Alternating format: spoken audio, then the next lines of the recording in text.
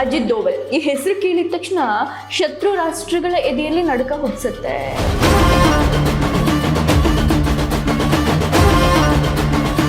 ಈ ಸಭೆಯಲ್ಲಿ ಇದ್ದದ್ದು ಭಾರತದ ಅತ್ಯಂತ ಶಕ್ತಿಶಾಲಿ ವ್ಯಕ್ತಿ ಅಜಿತ್ ದೋವಲ್ ಒಬ್ಬರೇ.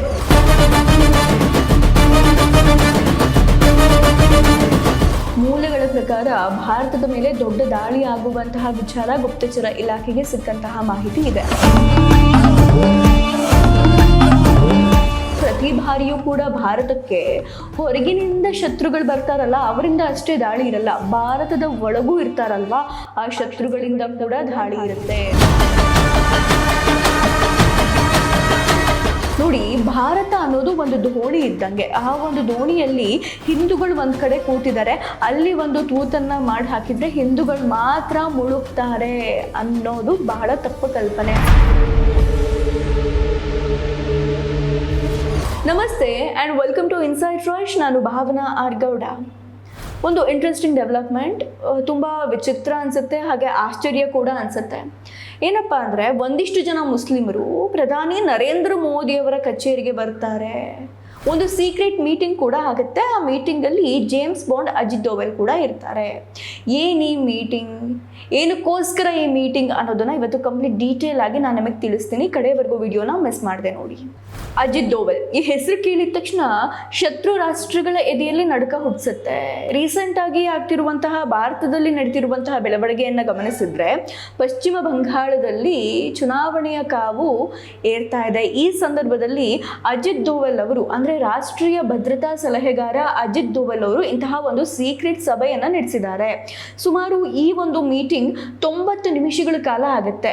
90 ನಿಮಿಷಗಳ ಕಾಲ ಅಂದರೆ 1.5 ಗಂಟೆಗಳ ಕಾಲ ಆದಂತಹ ಈ ಸಭೆಯಲ್ಲಿ ಏನೇನು ಆಯ್ತು ಅನ್ನೋ ಮಾಹಿತಿಯನ್ನು ನಾನು ನಿಮಗೆ ತಿಳಿಸ್ತೀನಿ. ಇದು ಬರೀ ಕೇವಲ ಒಂದು ಸಾಮಾನ್ಯ ಸಭೆ ಆಗಿರಲಿಲ್ಲ, ಒಂದು ಮೆಸೇಜ್, ಒಂದು ಎಚ್ಚರಿಕೆ. ಭಾರತವನ್ನ ಯಾರು ಒಡಿಬೇಕು ಅಂತ ಹೇಳಿ ಸಂಚು ರೂಪಿಸ್ತಾ ಇದ್ರಲ್ವಾ, ಅವರಿಗೆ ಒಂದು ಎಚ್ಚರಿಕೆ ಕೊಟ್ಟಂಗಿತ್ತು. ನೋಡಿ, ಇಡೀ ದೇಶದ ಗಮನ ಪಶ್ಚಿಮ ಬಂಗಾಳದ ಚುನಾವಣೆ ಕಡೆ ಇದೆ. ಇಂಥ ಟೈಮಲ್ಲೇ ಅಜಿತ್ ದೋವಲ್ ಅವರು ಮುಸ್ಲಿಂ ಸಮುದಾಯದ ಪ್ರಭಾವಿ ನಾಯಕರನ್ನ ಯಾಕೆ ಮೀಟಿಂಗಿಗೆ ಕರೆದ್ರು, ಇದರ ಅವಶ್ಯಕತೆ ಏನಿತ್ತು, ಆ ಮೀಟಿಂಗಲ್ಲಿ ಏನು ನಡೀತು, ಏನೇನೆಲ್ಲ ಚರ್ಚೆ ಮಾಡಿದ್ರು ಅನ್ನೋದನ್ನ ಇವತ್ತು ಡೀಟೇಲ್ ಆಗಿ ನಾವು ತಿಳ್ಕೋಬೇಕು. ಈ ಒಂದು ಮೀಟಿಂಗ್ನ ಒಂದು ಇಂಟ್ರೆಸ್ಟಿಂಗ್ ವಿಚಾರ ಏನು ಅಂದರೆ, ಈ ಮೀಟಿಂಗಲ್ಲಿ ಯಾವುದೇ ಒಬ್ಬ ರಾಜಕಾರಣಿ ಇರಲಿಲ್ಲ, ಯಾವುದೇ ಒಬ್ಬ ಮಿಲಿಟರಿ ಜನರಲ್ ಇರಲಿಲ್ಲ. ಈ ಸಭೆಯಲ್ಲಿ ಇದ್ದದ್ದು ಭಾರತದ ಅತ್ಯಂತ ಶಕ್ತಿಶಾಲಿ ವ್ಯಕ್ತಿ ಅಜಿತ್ ದೋವಲ್ ಒಬ್ಬರೇ. ಅಜಿತ್ ದೋವಲ್ ಎದುರಿಗೆ ಇನ್ನು ಯಾರ್ಯಾರಿದ್ರು ಅಂತ ನೋಡೋದಾದ್ರೆ, ಮುಸ್ಲಿಂ ಸಮುದಾಯದ ಪ್ರಮುಖ ಉದ್ಯಮಿಗಳಿದ್ರು, ಶಿಕ್ಷಣ ತಜ್ಞರಿದ್ರು, ಧಾರ್ಮಿಕ ಮುಖಂಡರು ಅಜಿತ್ ದೋವಲ್ ಅವರ ಮೀಟಿಂಗಿಗೆ ಬಂದಿದ್ರು. ಆ ಗುಂಪಿನಲ್ಲಿ KP ಗ್ರೂಪ್ಸ್ನ ಫಾರೂಕ್ ಪಟೇಲ್ ಇದ್ರು, ಶಿಕ್ಷಣ ತಜ್ಞ ಜಾಫರ್ ಸರ್ಷೇವಾಲಾ ಇದ್ರು, ಹಾಗೆ ಹಜ್ ಸಮಿತಿಯ ಅಧ್ಯಕ್ಷ ಕೌಸರ್ ಜಹಾನ್ ಅಂತಹ ಪ್ರಭಾವಿ ವ್ಯಕ್ತಿಗಳು ಅವರ ಮೀಟಿಂಗ್ ಅಲ್ಲಿ ಇದ್ರು. ನೋಡಿ, ಇಲ್ಲಿ ನಾವು ಗಮನಿಸಬೇಕಾದ ಒಂದು ವಿಚಾರ ಏನು ಅಂದ್ರೆ, ಅಜಿತ್ ದೋವಲ್ ಯಾಕೆ ಈ ನಾಯಕರನ್ನೇ ಕರೆಸ್ಕೊಂಡ್ರು ಅಂತ. ಅಜಿತ್ ದೋವಲ್ ಅವರ ಪ್ರಕಾರ ಬಂದಂತಹ ಮುಸ್ಲಿಂ ಮುಖಂಡರೆಲ್ಲರೂ ಬಹಳ ಪ್ರಭಾವಶಾಲಿಯಾಗಿದ್ದಾರೆ, ಒಂದು ಸಮುದಾಯದ ಬ್ರೇನ್ ಇದ್ದಂಗೆ. ಅವರು ಏನು ಹೇಳ್ತಾರೆ, ಇಡೀ ಮುಸ್ಲಿಂ ಸಮುದಾಯ ಅದನ್ನು ಕೇಳುತ್ತೆ. ಹಾಗಾಗಿ ಅವರನ್ನು ಕರೆಸಿ ಸಭೆ ಮಾಡೋದು ಬಹಳ ಮುಖ್ಯ ಅಂತ ಅಜಿತ್ ದೋವಲ್ ಭಾವಿಸಿದ್ರು. ಹಾಗಾಗಿ ಅವರ ಎಲ್ಲರನ್ನು ಕೂಡ ಆ ಸಭೆಗೆ ಕರೆದಿದ್ರು. ಮೂಲಗಳ ಪ್ರಕಾರ ಭಾರತದ ಮೇಲೆ ದೊಡ್ಡ ದಾಳಿ ಆಗುವಂತಹ ವಿಚಾರ ಗುಪ್ತಚರ ಇಲಾಖೆಗೆ ಸಿಕ್ಕಂತಹ ಮಾಹಿತಿ ಇದೆ. ಅಂದರೆ ಒಂದು ಮೆಸೇಜ್ ಬಂದಿರುವಂತಹ ಸಾಧ್ಯತೆ ಇದೆ ಅನ್ನುವಂತಹ ಮಾಹಿತಿ ಕೂಡ ಬರ್ತಾ ಇದೆ. ಹಾಗೆ ಅತ್ತ ಪಾಕಿಸ್ತಾನ ಮತ್ತು ಬಾಂಗ್ಲಾದೇಶ ಎರಡೂ ಕಡೆಯಿಂದ ಕೂಡ ಭಾರತದ ನೆಮ್ಮದಿಯನ್ನ ಹೇಗಾದ್ರೂ ಮಾಡಿ ಹಾಳು ಮಾಡಬೇಕು ಅಂತ ಎರಡೂ ದೇಶಗಳು ಸಂಚು ಮಾಡ್ತಾ ಇದೆ. ಒಂದು ಕಡೆ ಬಾಂಗ್ಲಾದೇಶದ ಒಂದು ತಂಡ ಭಾರತದ ಒಳಗೆ ಭಾರತದ ನೆಮ್ಮದಿಯನ್ನು ಕೆಡಿಸ್ಬೇಕು ಅಂತ ಹೇಳಿ ಬಂದಾಗ ಅವರಿಗೆ ನಾವು ಖಡಕ್ಕಾಗಿ ಒಂದು ಎಚ್ಚರಿಕೆಯನ್ನು ಕೊಟ್ಟಿದ್ದೀವಿ. ನಮಗೆ ಅಂದರೆ ಭಾರತಕ್ಕೆ 1971ರಲ್ಲೇ ಬಾಂಗ್ಲಾದೇಶಕ್ಕೆ ಹೇಗೆ ಸ್ವಾತಂತ್ರ್ಯವನ್ನು ಕೊಡಿಸ್ಬೇಕು ಅನ್ನೋದು ಚೆನ್ನಾಗಿ ಗೊತ್ತಿತ್ತು. ಅಂದಮೇಲೆ ನಮಗೆ ನಿಮ್ಮನ್ನು ಹೇಗೆ ಕಂಟ್ರೋಲ್ ಮಾಡೋಕ್ಕೂ ಗೊತ್ತಿದೆ ಅನ್ನುವಂತಹ ಮೆಸೇಜನ್ನು ನಾವು ಬಾಂಗ್ಲಾದೇಶದವರಿಗೆ ಸ್ಪಷ್ಟವಾಗಿ ಕೊಟ್ಟಿದ್ದೀವಿ. ಬಟ್ ಇಲ್ಲಿ ನಾವು ಗಮನಿಸಬೇಕಾದ ಇನ್ನೊಂದು ವಿಚಾರ ಏನು ಅಂದರೆ, ಪ್ರತಿ ಬಾರಿಯೂ ಕೂಡ ಭಾರತಕ್ಕೆ ಹೊರಗಿನಿಂದ ಶತ್ರುಗಳು ಬರ್ತಾರಲ್ಲ, ಅವರಿಂದ ಅಷ್ಟೇ ದಾಳಿ ಇರಲ್ಲ, ಭಾರತದ ಒಳಗೂ ಇರ್ತಾರಲ್ವಾ, ಆ ಶತ್ರುಗಳಿಂದ ಕೂಡ ದಾಳಿ ಇರುತ್ತೆ. ಹಾಗಾಗಿ ಅಜಿತ್ ದೋವಲ್ ಅವರು ಮುಸ್ಲಿಂ ಮುಖಂಡರನ್ನ ಕರೆಸಿ ಕಣ್ಣಲ್ಲಿ ಕಣ್ಣಿಟ್ಟು ಹೇಳಿದ್ದು ಒಂದೇ ಒಂದು ಮಾತು, ನಾವು ಮುಳುಗಿದ್ರೆ ಎಲ್ಲರೂ ಒಟ್ಟಾಗಿ ಮುಳುಗ್ತೀವಿ, ತೇಲಿದ್ರೆ ಎಲ್ಲರೂ ಒಟ್ಟಾಗಿ ತೇಲ್ತೀವಿ ಅಂತ. ಇದ್ರ ಉದ್ದೇಶ ಇಷ್ಟೇ. ನೀವು ಭಾರತವನ್ನು ಮುಳುಗಿಸ್ಬೇಕು ಅಂತ ಹೇಳಿ ಯೋಚನೆ ಮಾಡಿದ್ರೆ, ನೀವು ಭಾರತವನ್ನು ಮುಳುಗಿಸಿದ್ರೆ ನೀವು ಮುಳುಗ್ತೀರಾ ಅನ್ನುವಂತಹ ಸಂದೇಶವನ್ನ ಅಜಿತ್ ದೋವಲ್ ಅವರು ಡೈರೆಕ್ಟ್ ಆಗಿ ಕೊಡ್ತಾ ಇದ್ದಾರೆ. ಅಜಿತ್ ದೋವಲ್ ಅವರು ಇದನ್ನ ಮಿಷನ್ ಯೂನಿಟಿ ಅಂದರೆ ಏಕತೆಯ ಅಭಿಯಾನ ಅಂತ ಕರೆದಿದ್ದಾರೆ. ನೋಡಿ, ಭಾರತ ಅನ್ನೋದು ಒಂದು ದೋಣಿ ಇದ್ದಂಗೆ. ಆ ಒಂದು ದೋಣಿಯಲ್ಲಿ ಹಿಂದೂಗಳು ಒಂದು ಕಡೆ ಕೂತಿದ್ದಾರೆ, ಅಲ್ಲಿ ಒಂದು ತೂತನ್ನು ಮಾಡಿ ಹಾಕಿದರೆ ಹಿಂದೂಗಳು ಮಾತ್ರ ಮುಳುಗ್ತಾರೆ ಅನ್ನೋದು ಬಹಳ ತಪ್ಪು ಕಲ್ಪನೆ. ಅದೇ ದೋಣಿಯಲ್ಲೇ ಮುಸ್ಲಿಮರು ಇದ್ದರೆ ನೀರು ಬಂದು ಅವರು ಮುಳುಗುವಂತಹ ಸಾಧ್ಯತೆ ಇದೆ. ಸಾಧ್ಯತೆ ಅಲ್ಲ, ಮುಳುಗ್ತಾರೆ. ಈ ಒಂದು ಸತ್ಯವನ್ನು ಮುಸ್ಲಿಂ ಸಮುದಾಯಕ್ಕೆ ಮನವರಿಕೆ ಮಾಡಿಸುವಂತಹ ಕೆಲಸವನ್ನು ಅಜಿತ್ ದೋವಲ್ ಅವರು ಮಾಡಿದ್ದಾರೆ. ಹಾಗೆ ನೋಡಿದರೆ ಭಾರತ ಮುಸ್ಲಿಮರು ಅತಿ ಹೆಚ್ಚಿರುವ ಜಗತ್ತಿನ 2ನೇ ರಾಷ್ಟ್ರ. ಯೋಚನೆ ಮಾಡಿ ನೋಡಿ, 33 ಇಸ್ಲಾಮಿಕ್ ರಾಷ್ಟ್ರಗಳನ್ನು ಒಟ್ಟಿಗೆ ಹಾಕಿದರೆ ಅದಕ್ಕಿಂತಲೂ ಜಾಸ್ತಿ ಸಂಖ್ಯೆಯಲ್ಲಿ ಮುಸ್ಲಿಮರು ಭಾರತದಲ್ಲಿದ್ದಾರೆ.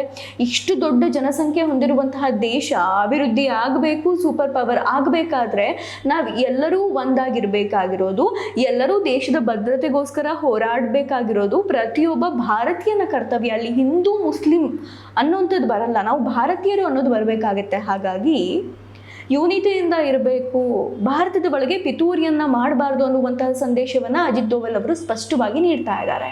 ಆದರೆ ಕೆಲವೊಂದು ಮೂಲಭೂತವಾದಿ ಎಲಿಮೆಂಟ್ಸ್ಗಳು ಗಜ್ವಾ ಎ ಹಿಂದ್ ಅನ್ನುವಂತಹ ಭ್ರಮೆಯಲ್ಲಿದ್ದಾರೆ. ಅಂಥವರಿಗೆ ಅಜಿತ್ ದೋವಲ್ ಅವರು ನೇರವಾದ ಎಚ್ಚರಿಕೆಯನ್ನು ನೀಡಿದ್ದಾರೆ. ನಿಮ್ಮ ಪ್ರತಿಯೊಂದು ಚಲನವಲನಗಳನ್ನು ನಾವು ಟ್ರ್ಯಾಕ್ ಮಾಡ್ತಿದ್ದೀವಿ ಅಂತ. ಅಷ್ಟೇ ಅಲ್ಲದೆ ಸಭೆಯಲ್ಲಿದ್ದಂತಹ ಮುಸ್ಲಿಂ ಮುಖಂಡರುಗಳಿಗೆ ಅಜಿತ್ ದೋವಲ್ ಅವರು ಸ್ಪಷ್ಟವಾದ ಒಂದು ಚಿತ್ರಣವನ್ನು ಕೊಟ್ಟಿದ್ದಾರೆ. ಅದೇನಪ್ಪ ಅಂತಂದರೆ, ಕೆಲವು ಮುಸ್ಲಿಂ ರಾಷ್ಟ್ರಗಳ ಪರಿಸ್ಥಿತಿ ಈಗ ಹೇಗಿದೆ, ಹಸಿವು, ಹಿಂಸೆ ಎಲ್ಲ ಹೇಗೆ ತಾಂಡವ ಆಡ್ತಿದೆ ಅನ್ನುವಂತಹ ಚಿತ್ರಣವನ್ನು ಬಹಳ ಸ್ಪಷ್ಟವಾಗಿ ದೋವಲ್ ಅವರು ಮುಖಂಡರುಗಳಿಗೆ ತಿಳಿಸಿದ್ದಾರೆ.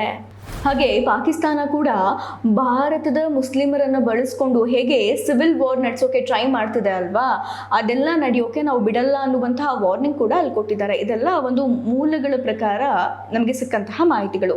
ಇಂತಹ ಸಂದರ್ಭದಲ್ಲಿ ಮುಸ್ಲಿಂ ನಾಯಕರು ಯಾವ ರೀತಿಯಾಗಿ ರಿಯಾಕ್ಟ್ ಮಾಡಿದ್ರು ಅನ್ನೋದು ಬಹಳ ಮುಖ್ಯ ಆಗುತ್ತಲ್ವಾ.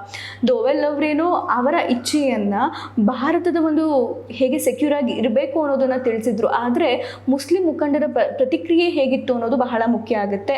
ಮೂಲಗಳ ಪ್ರಕಾರ ಆ ಎಲ್ಲ ನಾಯಕರು ನಮಗೆ ತುಷ್ಟೀಕರಣದ ರಾಜಕೀಯ ಬೇಡ, ಸಮಾನ ಅವಕಾಶಗಳು ಬೇಕು ಅಂತ ಕೇಳ್ಕೊಂಡಿದ್ದಾರಂತೆ. ಕಾಂಗ್ರೆಸ್ ಸರ್ಕಾರ ಇದ್ದಾಗ ನಮಗಿದ್ದಂತಹ ಸೌಲಭ್ಯಗಳು ಈಗಿಲ್ಲ ಅಂತ ಒಂದಿಷ್ಟು ಜನ ಹೇಳಿದ್ದಾರೆ. ಹಾಗೆ ಒಂದಿಷ್ಟು ಜನ ವಕ್ಫ್ ಬೋರ್ಡ್ ಆಸ್ತಿ ವಿಚಾರದಲ್ಲೂ ಕೂಡ ನಮಗೆ ಅವರಿಗಿದ್ದಂತಹ ಕಳವಳವನ್ನು ವ್ಯಕ್ತಪಡಿಸಿದ್ದಾರೆ. ಆದರೆ ದೋವಲ್ ಅವರ ಉತ್ತರ ಮಾತ್ರ ರಾಷ್ಟ್ರೀಯ ಭದ್ರತೆಯ ವಿಚಾರವಾಗಿ ಮಾತ್ರ ಇತ್ತು. ಯಾಕಂದರೆ ಅವರು ಸಭೆ ಕರೆದಿದ್ದು ಭದ್ರತೆಯ ವಿಚಾರವಾಗಿ. ಹಾಗಾಗಿ ಅದನ್ನಷ್ಟೇ ದೋವಲ್ ಅವರು ಮಾತಾಡಿದ್ದಾರೆ. ನೋಡಿ, ಇದು ಒಂದು ಕೇವಲ ಒಂದು ಮೀಟಿಂಗ್ ಅಲ್ಲ. ಅಂದರೆ ರಾಷ್ಟ್ರೀಯ ಭದ್ರತಾ ಸಲಹೆಗಾರ ಅಜಿತ್ ದೋವಲ್ ಹಾಗೂ ಒಂದಿಷ್ಟು ಮುಸ್ಲಿಂ ಮುಖಂಡರ ನಡುವೆ ನಡೆದಂತಹ ಒಂದು ಸಾಮಾನ್ಯವಾದ ಮೀಟಿಂಗ್ ಅಲ್ಲ, ಇದೊಂದು ಸೈಕಾಲಜಿಕಲ್ ವಾರ್ಫೇರ್. ಇದನ್ನು ನಾವು ಹೇಗೆ ಅರ್ಥ ಮಾಡ್ಕೋಬೇಕು ಅಂದರೆ, ಈಗ ಯುದ್ಧ ಬರೀ ಗಡಿಯಲ್ಲಷ್ಟೇ ಆಗ್ತಾ ಇಲ್ಲ, ಫೈಟರ್ಗಳು ಟ್ಯಾಂಕರ್ಗಳ ಮಧ್ಯೆ ಮಾತ್ರ ಯುದ್ಧ ಆಗ್ತಾ ಇಲ್ಲ, ನಗರದ ಒಳಗೆ ಜನರ ಮೆದುಳಿನಲ್ಲೂ ಕೂಡ ಯುದ್ಧ ಆಗ್ತಾ ಇದೆ. ಅಂದರೆ ಯುದ್ಧ ಅಂದರೆ ಯಾವ ರೀತಿಯಾಗಿ ಧರ್ಮದ ಅಮಲು ಬಿದ್ದುತ್ತಾ ಇದ್ದಾರೆ, ಭಾರತದ ಒಳಗೆ ಇದ್ಕೊಂಡು ಭಾರತದ ವಿರುದ್ಧ ಪಿತೂರಿ ಮಾಡುವಂತಹ ಕೆಲಸಗಳು ಆಗ್ತಾ ಇದೆ. ಇಂಥವರಿಗೆ ಪರೋಕ್ಷವಾಗಿ ಅಜಿತ್ ದೋವಲ್ ಅವರು, ನೀವು ಅಭಿವೃದ್ಧಿ ಹೊಂದಿದ ಭಾರತದ ಭಾಗವಾಗಬೇಕು ಅಂದರೆ ಓಕೆ, ನಮ್ಮ ಜೊತೆಗೆ ಸೇರ್ಕೊಳ್ಳಿ, ಆದರೆ ದೇಶದ ವಿರುದ್ಧ ನೀವು ದೇಶದ ಒಳಗೆ ಇದ್ಕೊಂಡು ಪಿತೂರಿ ಮಾಡಿದರೆ ನಾವು ನಿಮ್ಮನ್ನು ಸುಮ್ಮನೆ ಬಿಡಲ್ಲ ಅನ್ನುವಂತಹ ಎಚ್ಚರಿಕೆಯನ್ನು ಪರೋಕ್ಷವಾಗಿ ನೀಡಿದ್ದಾರೆ.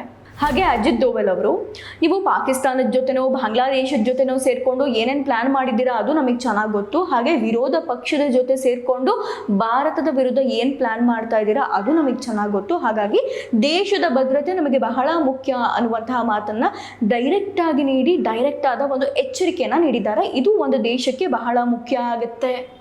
ನಮಗೆ ಅಭಿವೃದ್ಧಿನೂ ಮುಖ್ಯ, ದೇಶದ ಭದ್ರತೆಯೂ ಮುಖ್ಯ, ಐಕ್ಯತೆಯೂ ಮುಖ್ಯ. ನಾವೆಲ್ಲರೂ ಒಟ್ಟಾಗಿರಬೇಕು ಅಂದರೆ ಸೆಕ್ಯೂರ್ ಆಗಿ ಇರಬೇಕು, ಒಟ್ಟಾಗಿರಬೇಕು ಅನ್ನೋ ಅಮಲ್ನಲ್ಲಿ ನಮ್ಮ ಜೊತೆ ಒಟ್ಟಾಗಿರಬೇಕು ಅಂತ ನಾವು ಬಯಸ್ತೋರೆ ನಮ್ಮ ಏಕತೆಯನ್ನು ಹಾಳು ಮಾಡಿದರೆ ಏನು ಮಾಡೋದು. ಹಾಗಾಗಿ ಎಲ್ಲರೂ ಒಟ್ಟಾಗಿರೋದು ಬಹಳ ಮುಖ್ಯ. ಹಾಗೆ ದೇಶದ ಭದ್ರತೆ ಕೂಡ ಬಹಳ ಮುಖ್ಯ ಆಗುತ್ತೆ. ಹಾಗಾಗಿ ಮುಸ್ಲಿಂ ಮುಖಂಡರಿಗೆ ಅಜಿತ್ ದೋವಲ್ ಅವರು ಈ ಎಲ್ಲ ಮಾಹಿತಿಯನ್ನು ನೀಡ್ತಾ ಸ್ಪಷ್ಟವಾದ ಎಚ್ಚರಿಕೆಯನ್ನು ನೀಡಿದ್ದಾರೆ. ಹಿಂದೆ ಯೋಗಿ ಆದಿತ್ಯನಾಥ್ ಅವರು ಒಂದಾಗಿದ್ರೆ ಸೇಫ್ ಆಗಿರ್ತೀವಿ ಅನ್ನುವಂತಹ ಹೇಳಿಕೆಯನ್ನು ಕೊಟ್ಟಿದ್ರು.